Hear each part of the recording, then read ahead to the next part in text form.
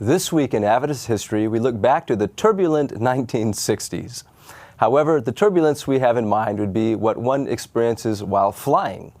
James J. Atkin, then president of the South American Division, earned his pilot's license on September 12, 1960. Soon thereafter, several missionaries utilized airplanes to hasten their work, especially in the South and Central American divisions. Further back in the early 40s, some missionaries had acquired old surplus planes from the wars, but there was no controls or policy by the church to govern this activity, and so it didn't take off then. However, in 1958, James Atkin, long an aviation enthusiast, was elected to the presidency of the South American Division, and the first trip that he took around the field convinced him that the use of the light plane would be the only method by which nearly two-thirds of the division could be reached.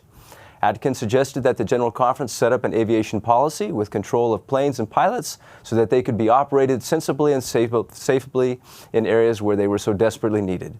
In the meantime, he enrolled in the local Uruguayan pilot school and learned to fly light planes. While the General Conference deliberated, he set in motion the machinery necessary for the development of an aviation policy in the mission field.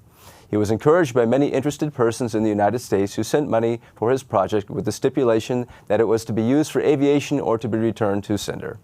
The General Conference officially approved and voted a policy in October 1960 with the notable assistance of such men as W.R. Beach, M.V. Campbell, Norman Dunn, and others. That is This Week in Adventist History.